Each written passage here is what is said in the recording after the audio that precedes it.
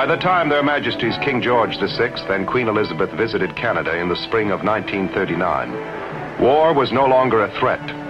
It was a dead certainty. The only question was, when? Despite the gathering war clouds, the royal visit of that year was an unqualified success. The presentation of the King's color by His Majesty provided an historic first for the Royal Canadian Navy.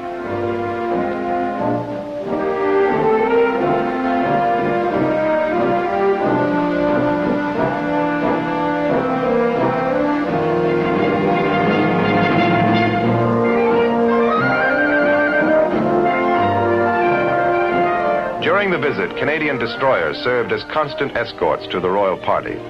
And upon his departure, the King sent a special signal of his appreciation to Skeena and Saguenay. Thank you for your escort. Goodbye and good luck. His Majesty's good wishes were timely, for Germany was now openly preparing for war. When war was declared on September 3rd, 1939, the mere knowledge that such giant ships as Bismarck existed would haunt Allied shipping in the North Atlantic.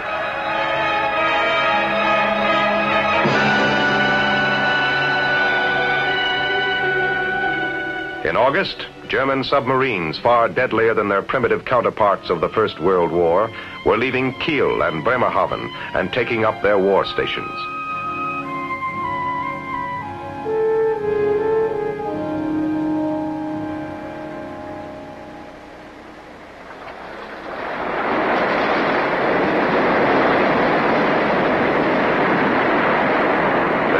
Of the German high seas fleet were battle-ready and provided a formidable array of seagoing destructive power. Gneisenau, Scharnhorst, Deutschland, Admiral Scheer, Graf Spee, Blücher, Admiral Hepper, Prince Eugen, in an ever-increasing bid for mastery of the seas.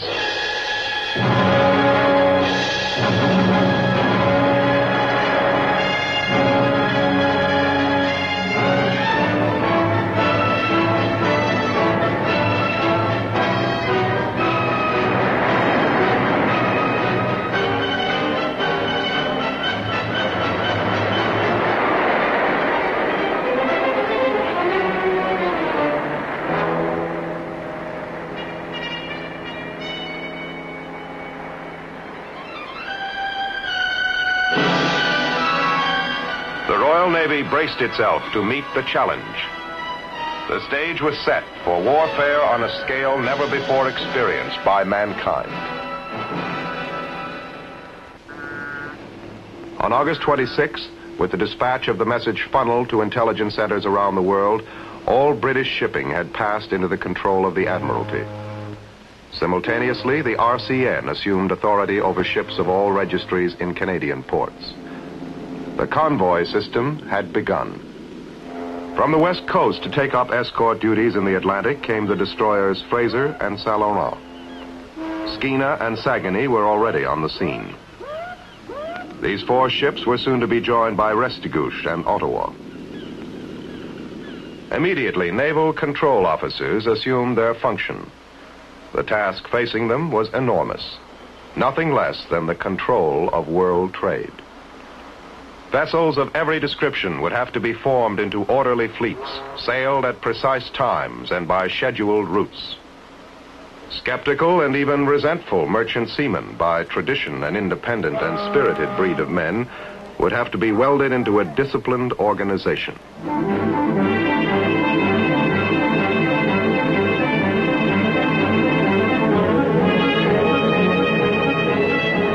Halifax came to life with the grim vitality of a key port in a world at war. As in 1914, craft of all descriptions, from luxurious yachts to austere fishing trawlers, were bought or borrowed to meet the needs of the Navy. The organization of the great merchant fleets got underway. The first convoys began to set out.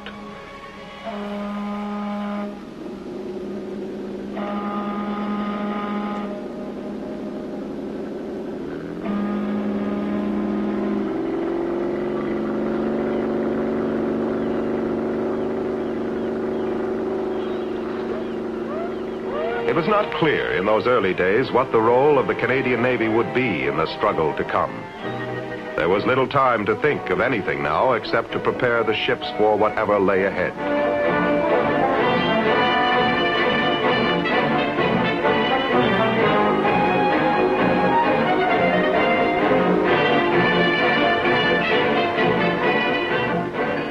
On their first escort mission, Saint Laurent and Saguenay took convoy HX-1 out beyond the Halifax approaches, where the larger ships of the Royal Navy would take over.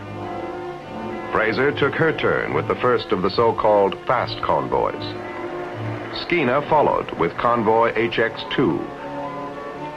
On November 17th, the new Canadian destroyer Assiniboine arrived from the United Kingdom.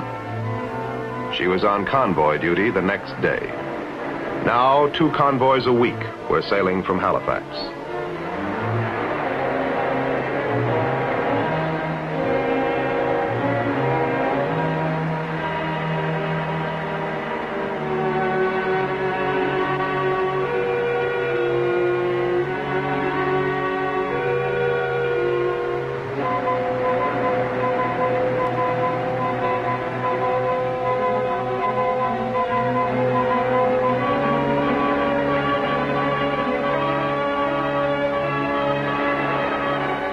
Each crossing was made under the watchful eye of a convoy commodore, usually a retired RN officer of flag rank.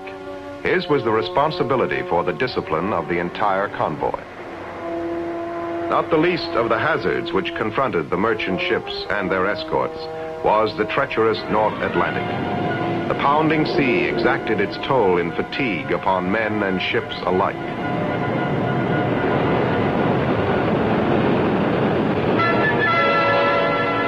U-boats waited. Their patrol line formed a chain of destruction from the north of Ireland to the coast of Portugal. All ships steaming in and out of the UK would have to pierce this barrier.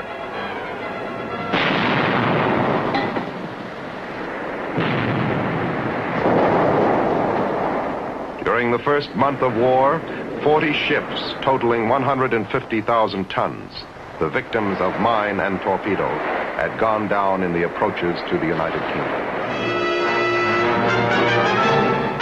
The elusive raiders of the German surface fleet and the deadly pocket battleships cast their threatening shadows over every Allied ship at sea.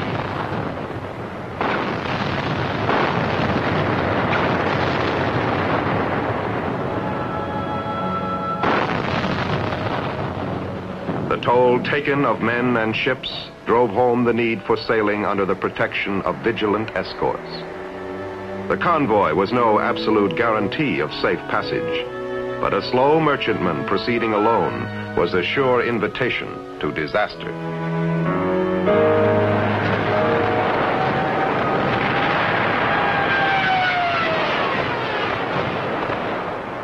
By spring of 1940, the Allied forces suddenly found themselves with their backs to the sea.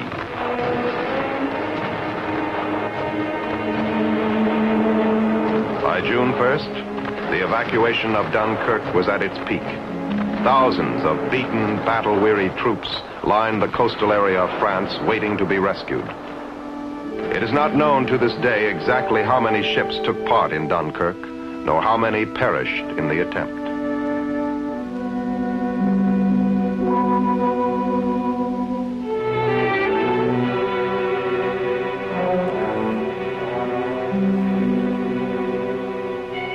With invasion an imminent threat, Canada was urged by the Admiralty to send every available ship to the United Kingdom. Skeena, Restigouche, and Saint Laurent arrived at Plymouth on June 1st. Fraser joined them 2 days later.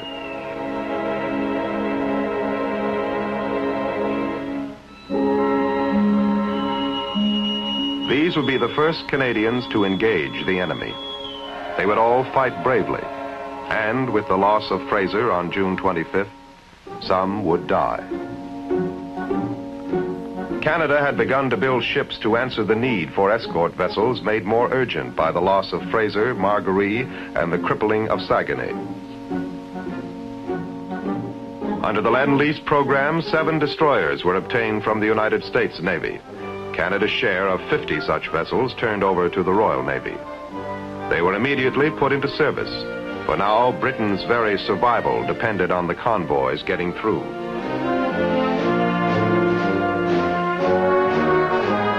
Built for the warfare of another day, these American ships were lacking alike in effectiveness and comfort. The crowded quarters and the convulsive heavings of these ships in heavy seas tended to make life below decks a claustrophobic nightmare. For all their defects, they arrived at a crucial moment and saw valuable service throughout the war. The capture of the German merchant ship Weser by the armed merchant cruiser Prince Robert was the first of many successful actions by this converted luxury liner and her sister ships Prince Henry and Prince David. The Prince ships were, until 1943, the heaviest units in the Canadian Navy. The Royal Navy by 1941 had contained the German capital ships. Bismarck and Graf Spee had been destroyed, and Scharnhorst hugged the protection of the Norway coast. The threat of the surface raider in the Atlantic had lessened. Increasingly now, troop convoys carried Canadian Army personnel over to the United Kingdom for advanced training. Their objective? The ultimate invasion of the continent.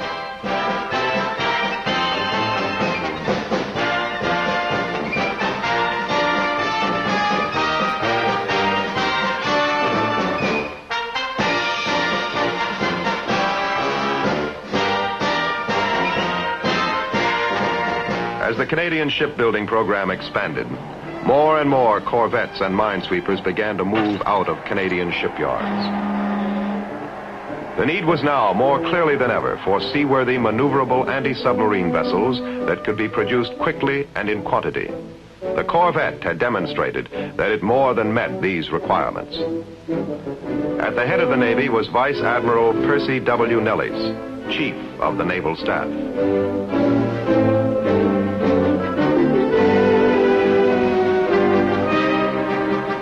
The need for men was as great as the need for ships. An accelerated recruiting program brought thousands of eager recruits into the shore establishments for basic training. But shore training was, of necessity, only a first tottering step toward seamanship. Their real training would begin at sea. To free men for sea duty, nearly 6,000 members of the Women's Royal Canadian Naval Service took over shore-based responsibilities. The convoys continued to make the long, hazardous voyage across the Atlantic. At best, life aboard ship was uncomfortable and monotonous, and in winter the story was often one of incredible hardship. The call to action stations could come at any time, day or night, winter or summer, fair weather or foul.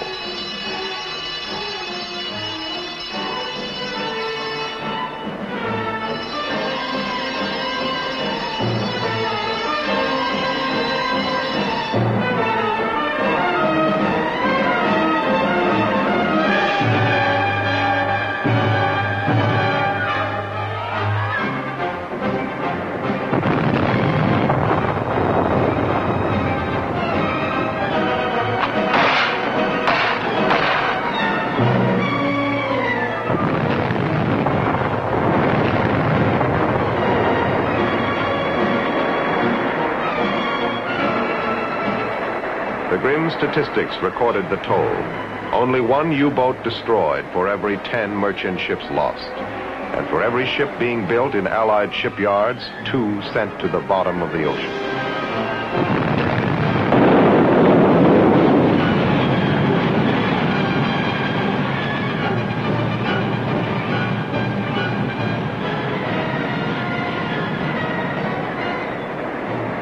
If the country owed a debt to the men and ships of the Navy, it owed an equal debt to those who manned the great merchant fleets.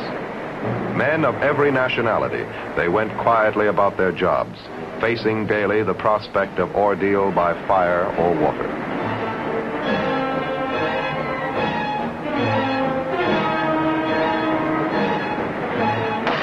On September 10th, 1941, 2 corvettes, Chambly and Moose Jaw, contacted and sank U-501. This was the Royal Canadian Navy's first kill.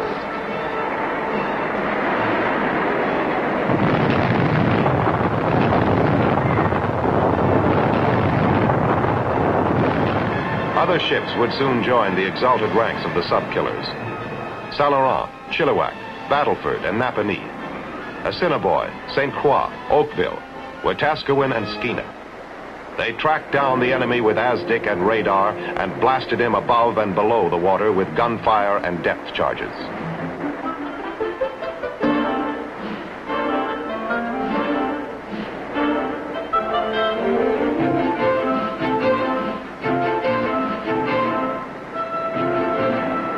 No longer could the members of the RCNVR be considered amateur seamen. Reserve officers from every walk of life across the country were now to be found serving in every capacity beside the experienced men of the RCN and the RCN Reserve. Recruits came from every ethnic grouping, every social and economic class. Some of the Navy's finest seamen came from the prairie regions, men who before their service had never known salt water. Life at sea came as an experience for which they were completely unprepared. But they were determined and adaptable. If you don't know who we are, we're the RCNVR. Roll along, ladies, Navy, roll along. Oh, we join for Monday. That almost overnight, a nation of landlubbers could be converted into a sea-going power was one of the most remarkable achievements of the war.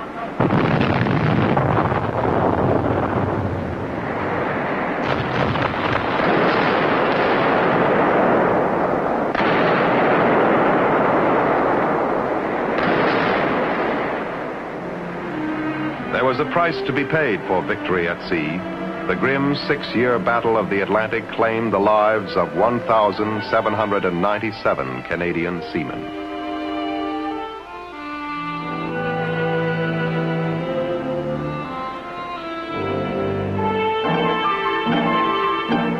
Torpedoed, mined, bombed, lost in collision, the ships died too.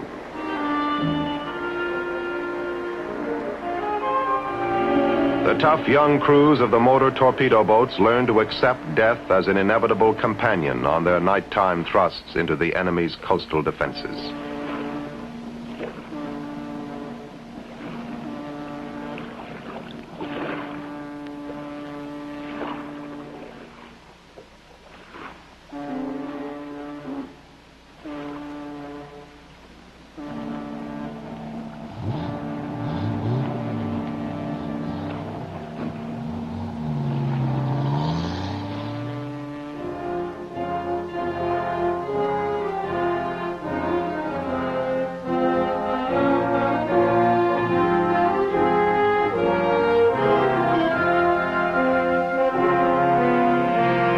Whatever the losses, the fight went on. As the war progressed, the advantage slowly shifted to the Allied cause.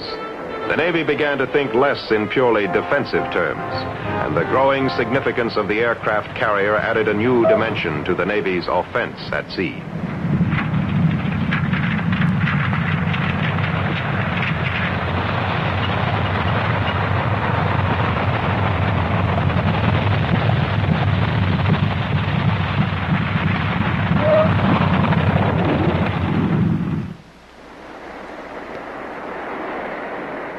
The offensive sweeps of the Royal Canadian Navy now took them into distant waters, the Bay of Biscay, the Norway coast, the Murmansk Run.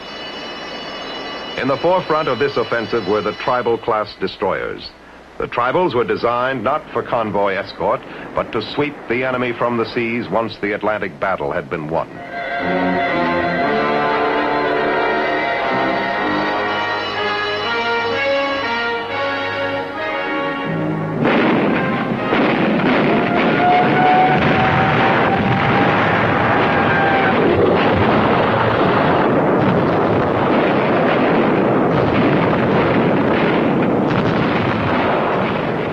Once control of the air and sea had been wrested from the enemy, the way was open for a decisive blow at the mainland.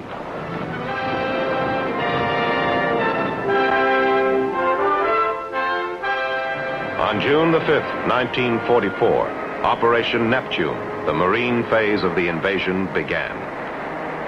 16 Canadian minesweepers, in company with units of the British Navy, approached the coast of France. Theirs was the job of sweeping the invasion path clear of mines. On them depended the safety of hundreds of ships, the lives of thousands of men.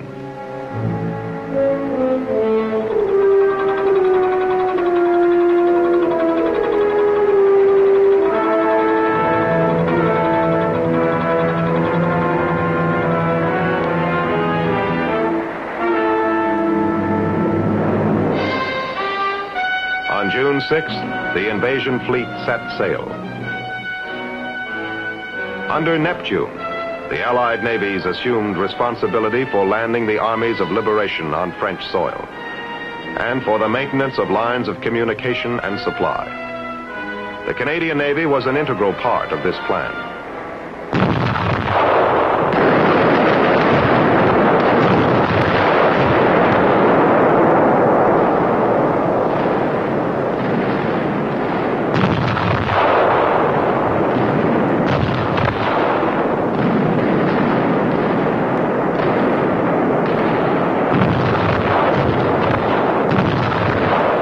Canada's contribution to Neptune was 110 ships and 10,000 men.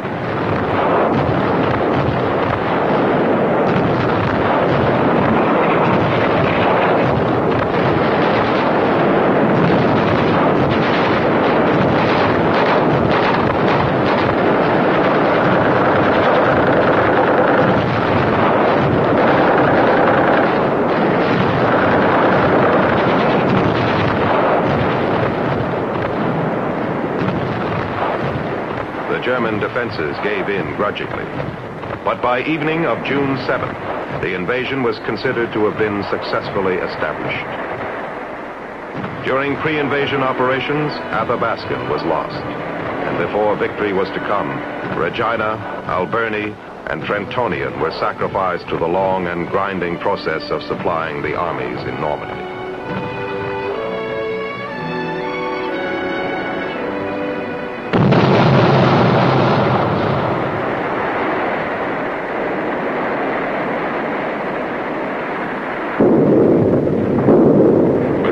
Troops crashing into the heart of Germany and the growing refinement of anti-submarine devices like the Hedgehog, time was running out for the once arrogant U-boat fleet.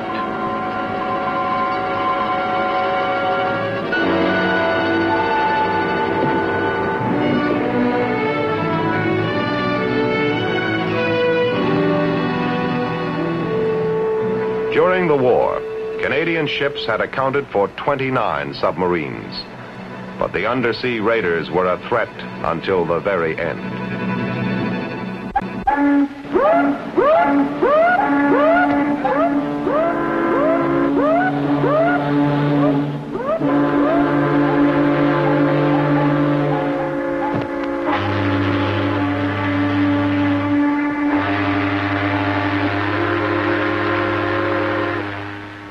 Over the 6 years of war, a force of 2,000 men had grown to 90,000. Where there had been only 6 destroyers, were now nearly 400 fighting ships. On April 3rd, 1945, the Honorable Angus L. MacDonald paid this tribute. Our men have fought on every sea of the world. Soon they will come back, those who are left, back over the great oceans where their laurels and honors have been gathered. They will come back to knit up the raveled skein of their lives, and some of them will dwell far from that element which was once their home and their battleground. Yet I venture to say that so long as memory lasts, the recollection of these great days will be with them, and along with the consciousness of duty done, they will carry in their hearts forever the image of a gallant ship and the spell of the great sea.